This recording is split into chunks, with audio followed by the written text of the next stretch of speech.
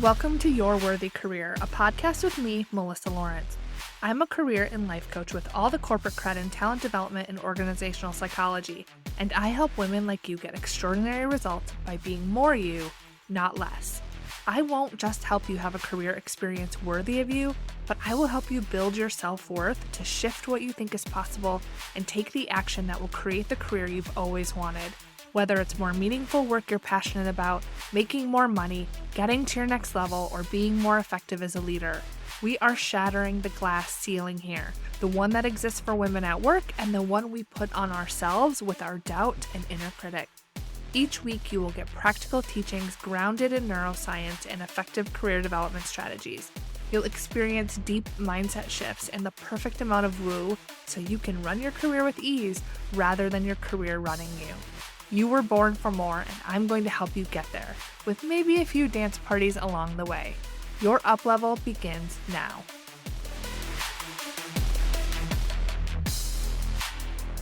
Hello and welcome to this week's episode of the podcast. You are in for a treat today. In the first year of the podcast, I did an episode on how to run your one-on-one meetings. My guidance from this episode was based on my expertise in leadership development and organizational psychology, as well as the experience that I had working in the industry. And I thought it would be really fun to bring this episode back up with a few updates about the impact that this episode has had. Plus, some of you haven't been listening since the very beginning, and you may not have listened to this one yet. So I wanted to bring it to your attention because it's not only one of the most downloaded episodes, so even if you have listened to it, you may want to revisit it again. But in celebration of my updated, beautiful new website, I have revamped and brought back the one-on-one framework that you can get your hands on. So let's talk about what this is. In the original episode, I share my guidance on 3 different one-on-ones that I believe that you should hold with your direct reports. There is the initial one-on-one when you first start working together, your regular one-on-one that you have at consistent intervals, and then a quarterly one-on-one to proactively assess employee engagement. Using this framework has caused huge increases in employee engagement and culture surveys, with improvements in leadership communication, inclusion, and the employee's motivation to stay with the company. And if you're not a manager, don't worry, because I share in this episode how to manage up and get your manager to start using this framework. So since the episode went live, I have had clients use the framework with success, both with their teams and in getting their management to use it with them. I have had people reach out to me on LinkedIn or social media that I didn't even know to thank me for creating it and told me how much it helped them feel confident in running their one-on-ones and the positive feedback that their teams have shared with them because they started integrating this.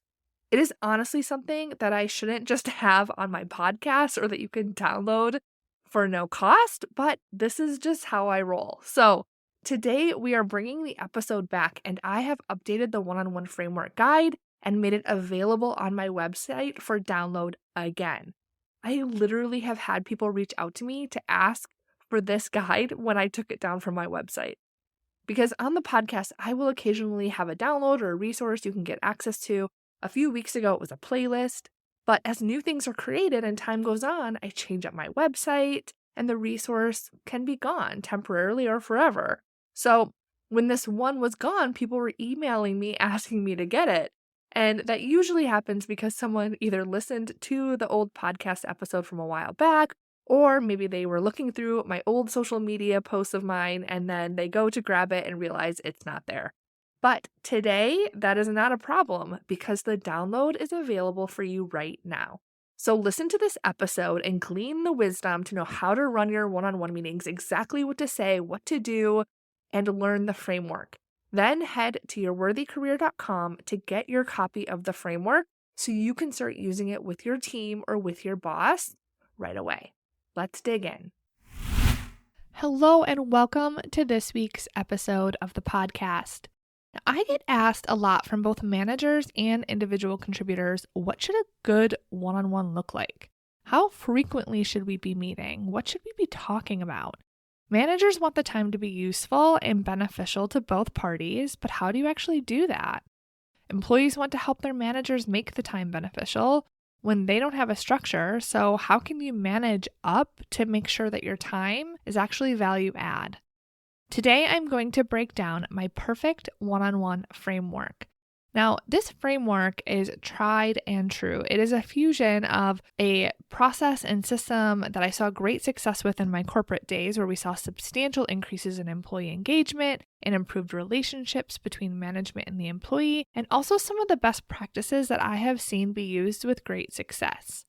I am going to break down the agenda for you. I'm going to tell you how to approach this with your boss too. So if you're an individual contributor listening, or maybe you're a manager yourself, but you want to use this with your boss, I'm going to tell you how to do that as well.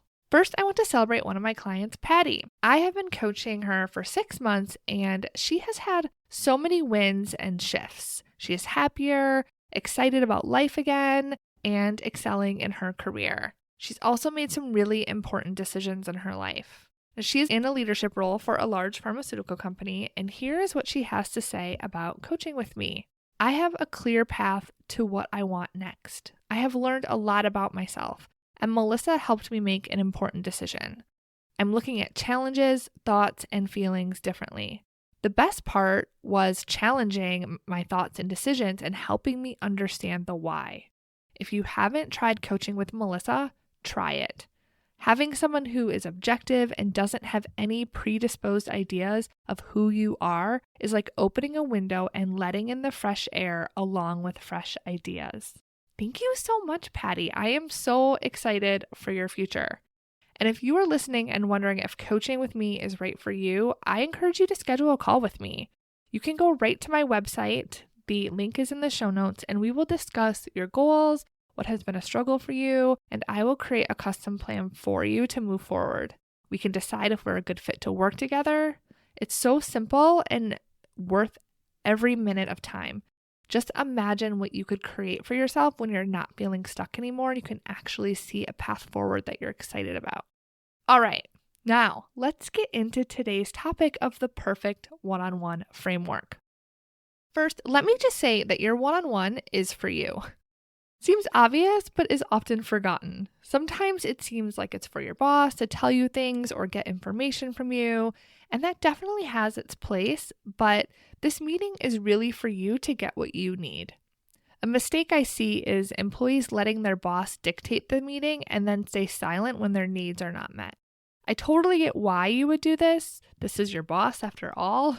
It is their job to structure this meeting for you. And you may not want to step on their toes or come off as too assertive, but there is a better way. The framework I like and recommend is really 3 parts. There's your first one-on-one that you ever have together, your regular weekly, bi-weekly, or monthly one-on-ones, and then your quarterly check-ins.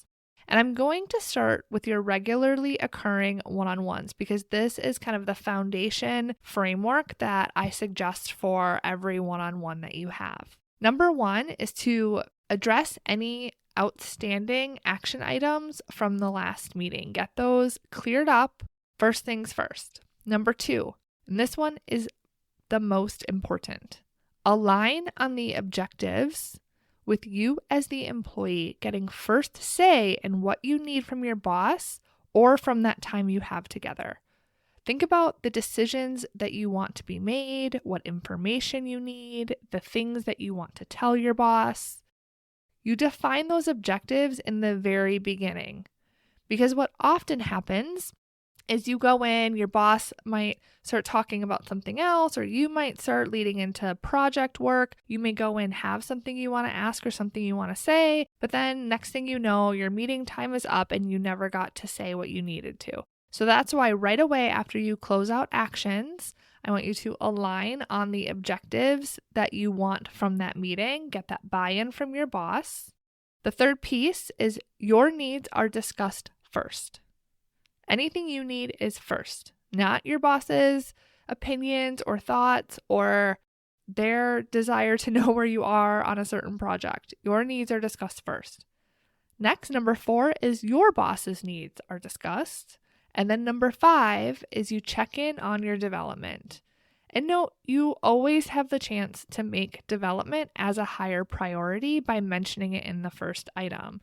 So if in that first section where you're aligning on the objectives, you can use that time to say that you want to check in on your development if it's something that's really critical or important and you want to make sure it gets discussed in that time that you have together. So I'm going to repeat that again for you. Number 1, action items from last meeting. Number 2, align on the objectives with you as the employee getting first say in what you need. Number 3, your needs are discussed. Number 4, your boss's needs are discussed. Number 5, check in on development. That is simple, right? But without this framework, you end up just talking about project work, or your boss shows you YouTube videos of cats. And no joke, that has actually happened. And you leave frustrated and thinking that this time was just a waste.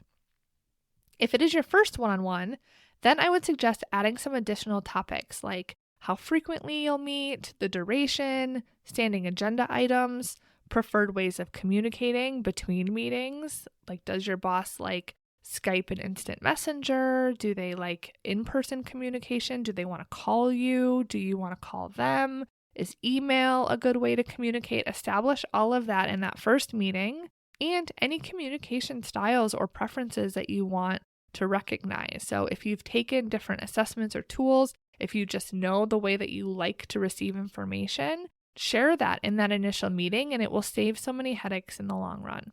So when you end up in the situation where your boss is not recognizing you in a way that is meaningful, or you're getting frustrated because you're not getting information timely or when you need it, all of that can be prevented by having these conversations early on. And that way, you stay more engaged. A lot of reasons that people leave their positions is because they're not getting what they need from their boss, and because that relationship is so fractured. And a lot of that can be improved or even prevented by just having these conversations and clearing up any misunderstandings around preferred ways of communication and getting information. It really can happen like that. So talk to your boss about these things early. So if your boss likes to lead with facts and you like to process information before a decision, you know this about each other. It will help you build a stronger foundation from the start. So first, one-on-one is the foundation. It's the expectations, getting to know each other and getting those one-on-ones scheduled at a regular interval. Then you meet regularly using the framework that I mentioned in the beginning, the 5 steps. Now, quarterly, if you're a manager, I want you to start doing this. And if you're not, I want you to bring this to your boss to see if you can start implementing this. Quarterly, I want you to have a check-in with your boss where you discuss some topics more in depth and document them quarter to quarter. The topics to discuss are number 1, your career growth and opportunities. Are you seeing a future with the company? Are you growing and developing at a rate that you like? Number 2, your work-life balance. Do you have the work-life balance that you want? Number 3, communication. Are you getting what you need? Do you understand the company goals? Does the team communicate well? Does your boss communicate well? Number 4, culture. Do you feel like you belong? Do you see the company adhering to the values? Do you feel valued and respected? Is there micromanaging or toxic behavior going on? Is there bias that you're seeing? Number 5, work quality and quantity. Do you have enough work? Do you have too much work? Is what you're doing using your skills? Are you challenged enough? These topics are proven to increase engagement, decrease turnover, and positively impact the employee-manager relationship. Now, these can be measured in a variety of ways. When you're having this conversation each quarter, you could use a red, amber, green scale to assess each of these areas. Red is there's a problem that needs immediate resolution. Amber is things aren't great and we need some change. And green is everything is all good. You could also use a number scale and you could rate each of those categories on a scale of 1 to 5 or 1 to 10 and see how those numbers are changing over time. When you track this information over time with your manager in your one-on-ones, you can see if issues are occurring at certain times of the year with certain teams or management structures. It's also a really objective way to proactively review your engagement, overall employee engagement, and not just to rely on that 1 or 2 time a year survey that goes out to all employees, which can often be impossible to pinpoint where and what the real problems are. When I created a system for using this process in my corporate days, like I said, we ended up using it across multiple reporting structures and sites because it increased engagement and reduced turnover so much. This allows you to proactively manage your engagement and your career. You know that I am all about that. Okay, so you have my simple framework for one-on-ones. There's the initial one-on-one where you get to know each other and establish ways of working and expectations. There are the regular one-on-ones where you follow the simple 5-step framework. Then your quarterly one-on-ones where you use the same 5-step framework, but you also do an employee engagement review, assessing those categories that I mentioned. So good. Now, I have something special for you as my podcast listeners, because this episode was kind of a lot to take in, and you might have been thinking, I need to listen to this again when I can take notes or go to my website and get the transcript. So I put together a guide that has the perfect one-on-one framework outlined with the agenda items for your first regular and quarterly one-on-one. So it's all laid out for you. You can download it directly through the link in the show notes. Now, you may be thinking, okay, so I have this framework now, and I can get the guide, so I have the agenda topics. How do I get my boss to use this? This is where I want you to practice managing up a bit. Knowing what you do about your boss, how do you think you could approach this with them? I'm giving you the topics. Maybe you are just transparent and you say, hey, I heard of this great one-on-one framework on a podcast and I'd like to hear your thoughts on it. Then share what parts or all the parts that you want to try and see what they have to say. If your one-on-ones don't have agendas at all, you could just follow the one-on-one framework without telling them and try to guide the conversation following the steps that I provided and to see how that works. So there's a lot of different ways that you can approach this, but I really want you to think about, you know your boss, you know the framework and the agenda or frequency if you're even having one-on-ones of the one-on-ones that you are having. So I want you to take that information, take the guide that I'm providing you that you can download in the show notes from this episode or just the notes that you're taking from listening to this, and think about how you can influence your boss to integrate even just some of these points that I talked about. So maybe you have regular one-on-ones and you think that your agenda is going fine and you're getting what you need, but you really like this idea of the quarterly check-in. So that's something that you can just bring up with your boss and ask them what they would think about trying it out. Most bosses are going to be okay with at least trying it. You don't have to ask for that permanent change. And once they try it and can see for themselves the value that it brings, then that is going to be something that's just going to become a standard for you. So give it a try and let me know how it goes. I would love to hear what you apply from this episode, or if you have any questions and need more help, you're always welcome to ask. All right, that is all for this week's episode. I hope you have an amazing week. I have something special for you. The episode is over, but that doesn't mean your development ends here. If you enjoyed the podcast episode today, head to my website at yourworthycareer.com and check out additional free resources you can get access to right now. From joining my free VIP insiders to downloadable resources and trainings, you won't want to miss it. Head there now.